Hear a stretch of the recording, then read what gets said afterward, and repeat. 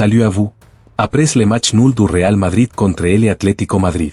Le Barça garde toujours sa première place du championnat malgré sa défaite contre Osasuna mais compte désormais 3 points d'avance sur le Real Madrid.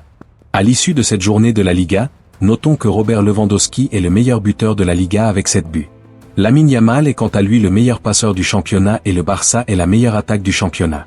Selon les sources proches du club, Dani Olmo reprendra l'entraînement individuel après la trêve du mois d'octobre. Selon les informations, Frenkie va recevoir le feu vert médical des médecins aujourd'hui. Hansi Flick pourra compter sur lui pour le prochain match de Ligue des Champions ce mardi. Le Barça veut prolonger le contrat de Lamine Yamal pour une longue durée. La Liga a donné son OK au rapport médical de la blessure de Ter Stegen et le Barça peut désormais inscrire Wojciech Szczęsny à sa place. Le gardien arrive demain à Barcelone. Accord verbal entre Nike et le Barça pour un nouveau contrat. Il ne manque plus que la signature, prévue après l'Assemblée des sociaux du 19 octobre. Ce contrat permettra enfin au Barça d'agir sans restriction sur le marché des transferts. Les nouveaux chiffres du contrat ont déjà été inclus dans le budget de la saison 2024 à 2025, qui sera approuvé par le conseil d'administration ce lundi. Selon les sources proches du club, Flick ne regrette pas les décisions qu'il a prises hier, et s'il avait remonté le temps, il aurait pris les mêmes décisions. L'entraîneur allemand a un plan qui va au-delà du court terme.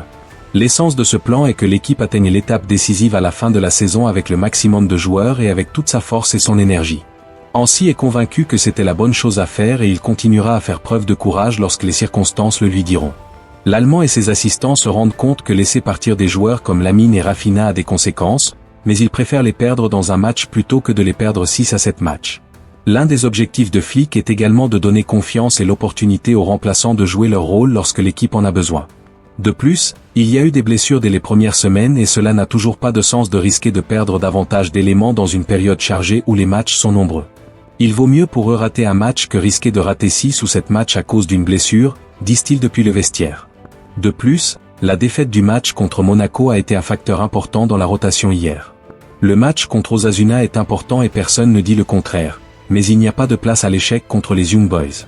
Un scénario plus positif se profile désormais. Après la trêve internationale, Flick retrouvera de nombreux joueurs, Olmo, Fermin, Frenkie, Gavi et cela lui permettra de tourner davantage. Flick est convaincu que la rotation est nécessaire et ne veut pas se laisser emporter par le court terme et continuera donc à faire preuve de courage lorsqu'il découvrira ce qui est le mieux pour ses joueurs et pour l'équipe. Les négociations de renouvellement du contrat de Frenkie avec Barcelone restent lentes. Il a reçu une offre de renouvellement il y a des mois, mais n'a pas répondu. Son salaire dans la nouvelle offre est inférieur à son salaire actuel. Merci d'avoir regardé cette vidéo. Si elle vous a plu, n'oubliez pas de vous abonner à la chaîne et d'activer la cloche pour ne rien manquer des prochaines vidéos. Votre soutien fait toute